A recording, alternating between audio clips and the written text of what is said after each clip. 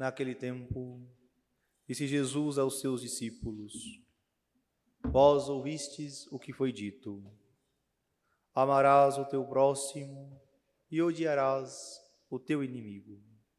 Eu, porém, vos digo: amai os vossos inimigos e rezai por aqueles que vos perseguem. Assim vos tornareis filhos do vosso Pai que está nos céus, porque Ele faz nascer o sol sobre maus e bons, e faz cair a chuva sobre justos e injustos. Porque se amais somente aqueles que vos amam, que recompensa tereis? Os cobradores de impostos não fazem a mesma coisa? E se saudais somente os vossos irmãos, o que fazeis de extraordinário? Os pagãos não fazem a mesma coisa? Portanto, sede perfeitos, como vosso Pai Celeste é perfeito. Palavra da salvação. Glória a vós, Senhor.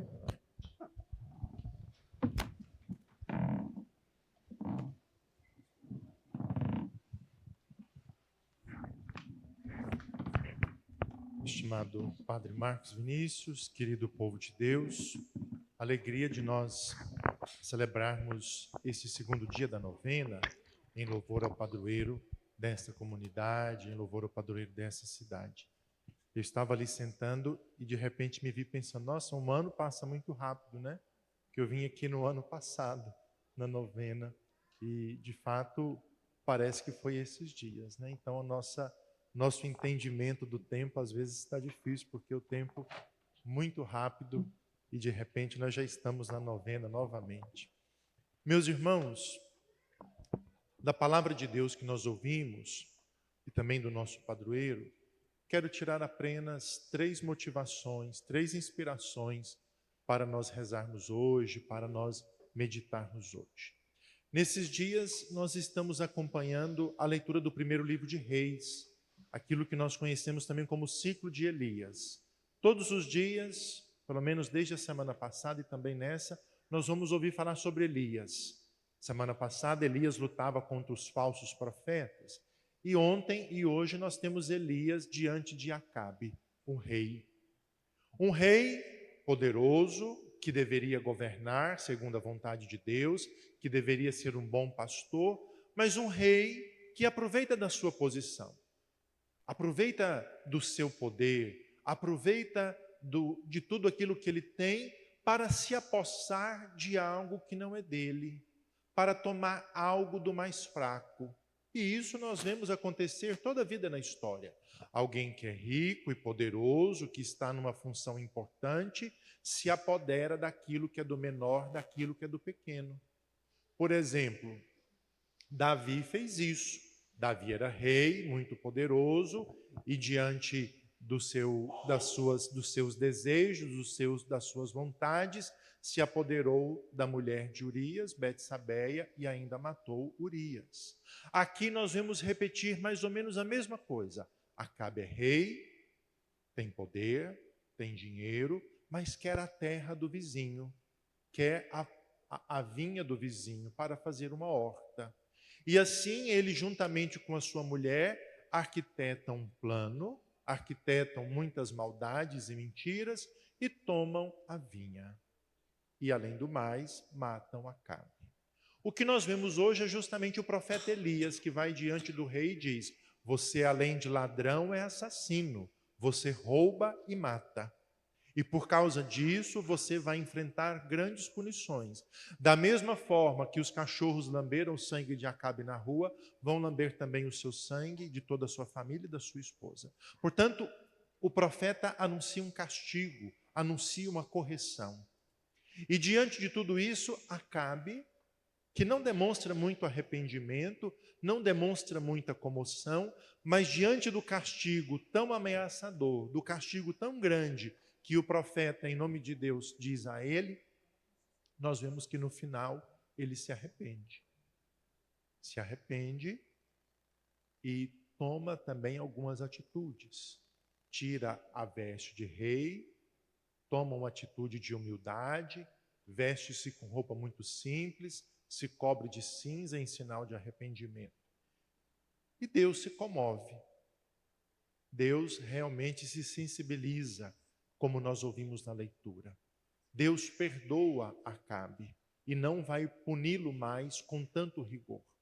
Aqui, meus irmãos, pode até nos espantar, e às vezes nos espanta, o quanto Deus é bom, o quanto a gratuidade de Deus é grande, o quanto o amor de Deus é realmente exagerado. Porque diante do arrependimento deste homem, que cometeu um grande mal, que cometeu um grande erro, Deus volta atrás e decide corrigi-lo de uma outra forma, com mais misericórdia, com mais benevolência, demonstrando assim aquilo que Deus é, que é amor e misericórdia. Daqui, meus irmãos, eu tiro uma inspiração que é importante para todos nós. Talvez nós não vamos cometer o mesmo pecado que Acabe, de matar e roubar. Deus queira que nenhum de nós faça isso. Mas também nós cometemos grandes erros e grandes pecados ao longo da vida. Também nós cometemos falhas contra os nossos irmãos. Mentimos, enganamos, tramamos, né? Desejamos o que é do outro, cobiçamos o que é do outro. Quantas vezes nós erramos e não nos arrependemos, não voltamos atrás, não tentamos corrigir. Aqui o que é importante nós observarmos? Mesmo o erro sendo grande, mesmo o pecado sendo vultuoso, ele se arrependeu, demonstrou vontade de mudança, demonstrou arrependimento e o Senhor lhe perdoa. Assim é com todos nós. Se nós nos arrependemos, se nós queremos nos converter, se nós desejamos voltar atrás, se nós desejamos corrigir o nosso erro, nós sempre vamos encontrar da parte de Deus isso: amor e misericórdia, amor e benevolência, desejo de reparar nossas faltas e refazer conosco o caminho. No Salmo, nós cantamos justamente o Salmo 50, que é atribuído a Davi, que fala justamente do perdão, da misericórdia que vem de Deus. E falando de misericórdia e de perdão, vem o evangelho de hoje, novamente nos assusta, podemos dizer assim. Porque nós vemos um evangelho onde o Senhor Jesus vai dizer para os ouvintes, para os seus discípulos: se vocês fazem o mesmo que os cobradores de impostos fazem, vocês não vão se assemelhar ao nosso Pai que está nos céus. Como é que agiam os cobradores de impostos? Eles cumprimentavam, e os pagãos também, a quem lhes era agradável, a quem eles tinham afinidades. Então, se você é meu amigo, se você é da minha família, se você é do meu grupo, se você é semelhante a mim, eu sou bonzinho com você, digo oi para você, até vou na sua casa, mando biscoitinho, a gente fica amigo. Mas aqui o Senhor Jesus está nos chamando a algo mais, e é justamente o ponto que eu gosto desse evangelho. Nós cristãos somos chamados a ir além, nós cristãos somos chamados a ir à frente, cumprimentar os amigos, cumprimentar os que são semelhantes a nós, todo mundo faz isso. Agora nós somos chamados a ir mais adiante, a cumprimentar, a amar e a rezar também pelos inimigos. Olha como o Senhor e como a vida cristã é exigente, como a vida cristã requer de nós um empenho de ir mais à frente. Por quê? Porque o Senhor que é santo também nos convida à santidade. O Senhor que é perfeito também nos convida a procurar essa perfeição. Então eu sou convidado a amar e a rezar por aquele vizinho que eu não gosto muito, por aquele meu parente que pensa diferente de mim. Eu tenho que também rezar e amar aquela pessoa que talvez um dia me prejudicou na vida, que fez mal a mim. Eu tenho que amar e rezar também por aquela pessoa que eu não gosto muito do jeito dela, que ela não me apraz muito o modo dela ser, o comportamento dela ser. Portanto, meus irmãos, a vida cristã nos convida realmente a uma exigência. Mas nós, que às vezes nos acomodamos, nos deixamos levar pelo pensamento ordinário, pelos pensamentos comuns. Ah, não, fulano é assim, eu não gosto dele não, larga ele para lá. Ah, não, aquela fulana é desse jeito, não gosto muito dela não, deixa ela para lá. E nós vamos nos acomodando. Fulano não gosta de mim, eu também não gosto dele. Fulano me fez o mal, eu também faço para ele. Aquela pessoa me falou mal de mim, eu também falo dele. O outro foi intolerante comigo, eu também sou. Nós vamos nos habituando a isso. Por quê? Porque a nossa lógica é retributiva, né? Fulano faz para mim, eu faço para ele. Do mesmo jeito que você fez para mim, eu faço para você. A lei de retorno, nós pensamos muito assim. Mas, novamente, eu insisto nessa parte deste evangelho que eu julgo mais importante. Nós, cristãos, não podemos nos habituar ao ordinário, ao que todo mundo faz, ao que se torna comum. Nós precisamos ter sempre essa consciência. Nós precisamos ir além. Então, se lá em casa, ou na minha vizinhança, ou no meu trabalho, tem briga, tem fofoca, tem calúnia, eu não posso me assemelhar a isso. Eu preciso ser diferente.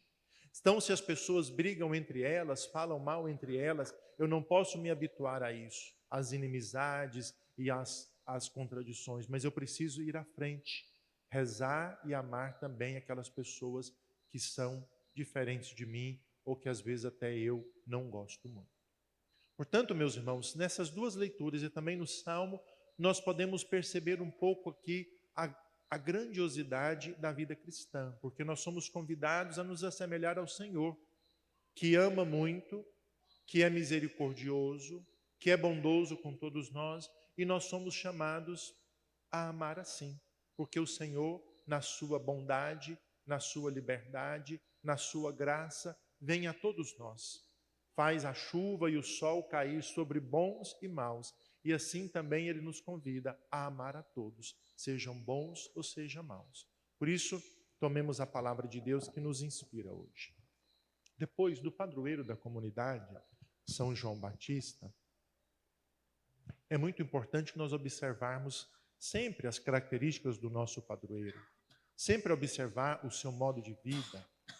E São João Batista tem muito realmente a nos ensinar, porque falo isso antes de tudo para mim, porque quando falo de São João Batista, lembro sempre desse seu modo de vida.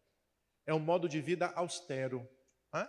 Nós sabemos que João Batista, diz a palavra de Deus, vivia no deserto, vestia-se de roupa de animais e se alimentava de leite, mel e de gafanhotos, né?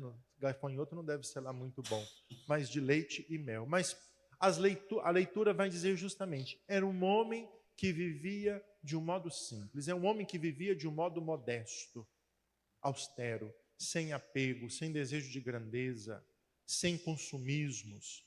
E aí diz muito para nós hoje, porque nós hoje somos muito habituados a consumir muito, a aparecer muito, a querer aparecer sempre na comunidade, o gosto de grandeza, o gosto de possuir, a avareza, o desejo de dominar o outro. E aqui nós temos diante de nós um homem que é simples, que é modesto, que é desapegado, que vive somente daquilo que Deus lhe proporciona, vive sobretudo da palavra de Deus, da vontade de anunciar e de testemunhar o Senhor. Portanto, no mundo e num tempo de muito consumo, de muita aparência, de muita cobiça, de muito desejo de possuir, João Batista nos ensina muito isso. Uma santidade de vida que vem pelo modo simples, austero, desapegado de viver. São João Batista interceda por essa comunidade e esta igreja, essa comunidade possa ser esse sinal, essa presença do Senhor no mundo de hoje, ensinando todos a amar e a perdoar, ensinando todos a rezar e a dar bom testemunho, porque é a isso que o Senhor nos convida.